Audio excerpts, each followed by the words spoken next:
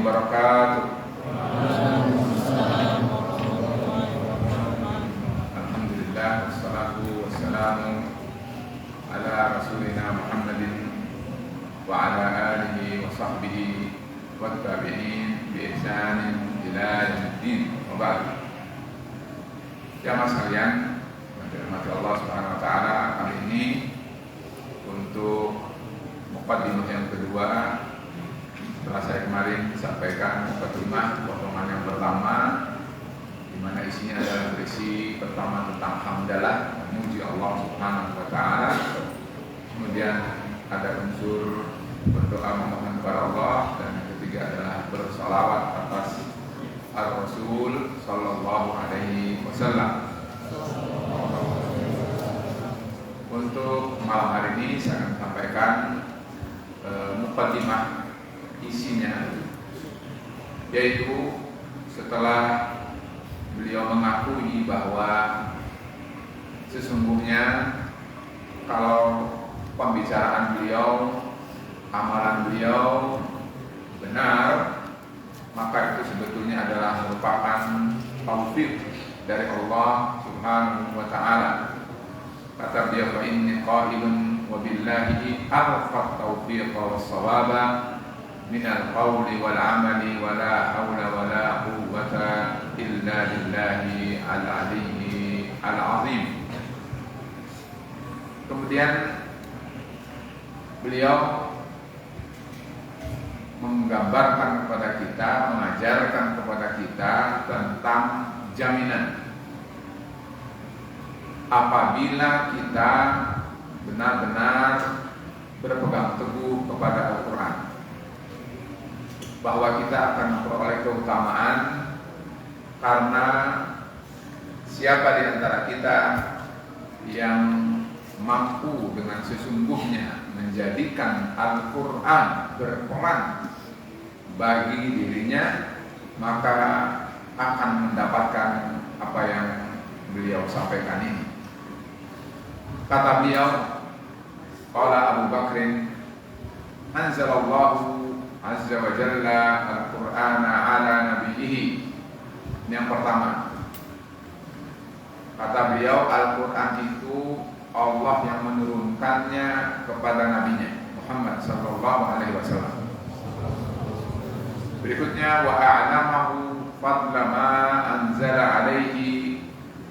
Kemudian Allah memberikan pelajaran bahwa apa yang Allah turunkan kepadanya itu adalah memiliki, mengandung, mendapatkan keutamaan.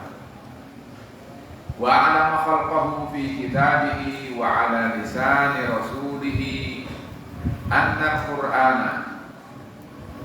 Kata beliau bahwa Allah memberikan kepada kita pelajaran atau sesuatu yang sangat bernilai, bahwa Al-Quran itu yang dibacakan, disampaikan oleh Rasulullah Sallallahu Alaihi Wasallam kepada kita akan titik dua sebagai berikut. Kalau kita mau uraikan, kata beliau, Quran itu akan menjadi ismatun liman i'tasama bihi. Ini boleh dicatat, Quran akan menjadi penjaga bagi siapa yang berpegang teguh dengannya. Ismah, maksum, maksudnya adalah menjaga dari berbagai macam tentunya. Dan ini kalau dicarikan dalilnya, nanti kita akan susulkan karena beliau bawakan di belakang setelah ini. Kedua, kata beliau, Al-Quran itu adalah hirzun minan nari liman ittaba'ahu. Al-Quran itu adalah akan menjadi pelindung, akan menjadi tameng bagi siapa saja dari kita yang mengikuti isi kandungan ajaran dan tuntunannya. Ketiga, kata beliau, wa nurun liman istanara bihi. Al-Quran akan menjadi cahaya bagi siapa yang memfungsikan Al-Quran sebagai cahaya. Ya, kita punya senter baterai, tapi kita tidak fungsikan. Apakah akan berfungsi menerangi jalan kita? Tentu tidak. Quran itu baterai itu harus kita nyalakan, baru akan menyala sebenarnya. Quran itu akan menjadi sinar bagi kita untuk mampu berjalan di atas jalan yang lurus sampai kepada Allah Subhanahu wa taala dan ridhonya, kalau kita memfungsikan Al-Quran itu sebagai cahaya bagi seluruh aspek kehidupan kita. Kata beliau, wasyifaun lima fis sudur. Al-Quran itu adalah obat bagi apa yang ada di dalam dada. Tentu bahasan ini panjang. Dalam dada itu apa maksudnya? Bisa berupa keyakinan, bisa berupa khuluq yang menjadi sumber dari baik dan benarnya, rusak dan baiknya seseorang. Kita tahu bahwa dalam dada kita itu, kata Rasul diisyaratkan, ala inna fil jasadi mudghah idza saluhat saluha sa'irul jasadi kullihi wa idza fasadat fasada sa'irul jasadi kullihi ala wa hiya al-qalbu. Jadi benar sekalian, itu adalah isyarat ya, bahwa siapa yang ingin hatinya, dadanya tersembuhkan, terobati, maka Al-Quran adalah jawabannya. Berikutnya kata beliau, wahudan. Al-Quran itu adalah petunjuk, dan ini identik dengan bulan Ramadan. Allah berfirman, syahrul Ramadan alladzi unzila fihi al-Qur'ana hudan lin-nas wa bayyinatin minal huda wal furqan. Quran Allah turunkan pada bulan Ramadan ini untuk apa? Untuk menjadi petunjuk bagi manusia. Dan terakhir kata beliau, warahmatul lil mu'minin. Dan Al-Quran itu sebetulnya adalah kasih sayang Allah bagi orang-orang yang beriman. Siapa yang ingin mendapat rahmat Allah, ingin mendapatkan kasih sayang Allah, jawabannya, jalannya adalah Al-Quran. Jadi jamaah sekalian, 6 poin ini, isma, hirzun, nurun, sifaun, hudan, rahmah, diisyaratkan oleh beliau Al-Imam Al-Ajurri sebagai kesimpulan bahwa siapa yang ingin mendapatkan 6 hal itu, Quran jawabannya. Siapa yang sedang mencari 6 perkara, Quran jawabannya. Jamaah sekalian, oleh karena itu mudah-mudahan ini adalah menjadi pelajaran untuk kita sekalian. Selanjutnya adalah beliau memerintahkan kepada kita bahwa Al-Quran oleh Allah diperintahkan kepada kita manusia supaya mengimani. Kata beliau, summa amarallahu khalqahu an yu'minu bihi. Allah memerintahkan kepada kita manusia supaya manusia itu mengimani Al-Quran, membenarkan Al-Quran, wa ya'malu bimuhkamihi. Mereka harus mengamalkan apa yang sudah jelas di dalam Al-Quran. Quran itu jelas, muhkam. Maka karena dia muhkam, di dalamnya kata beliau ada fa yuhillu halalahu wa yuharrimu haramahu. Harus, kalau kata Al-Quran halal, kita harus meyakini kehalalannya. Kalau kata Al-Quran haram, maka kita harus meyakini berikutnya adalah menghindari yang diharamkannya itu. Kata beliau, wa yu'minu bimutasyabihihi.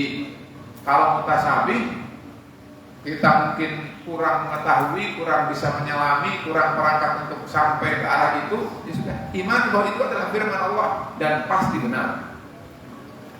Wa ya'tabiru bi amsalihi. Kalau ada perumpamaan, ada permisalan, ada kisah, maka ambillah sebagai ibrah di dalam Al-Quran. Wa yaqulu amanna bihi kullun min 'indi rabbina. Mereka akan mengatakan bahwa Quran itu adalah berasal dari Allah, dan karena itu kami mengimaninya dan membenarkannya.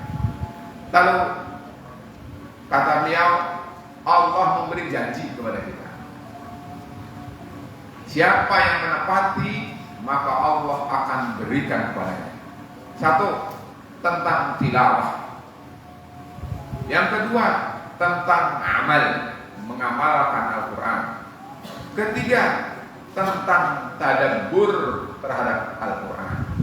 Keempat, tentang istima', mendengarkan, memperhatikan, mencermati jika Al-Quran itu dibacakan. Kata beliau, "Tsumma wa'adahum 'ala tilawatihi."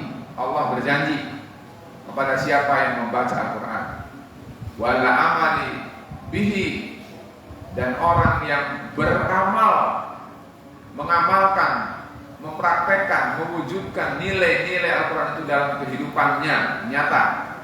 Dengan apa? Jaminannya kata Allah, kata beliau, an-najat minan nar. Orang itu akan selamat dari azab neraka. Waddukhul ilal jannah. Orang itu akan masuk ke dalam surga Allah.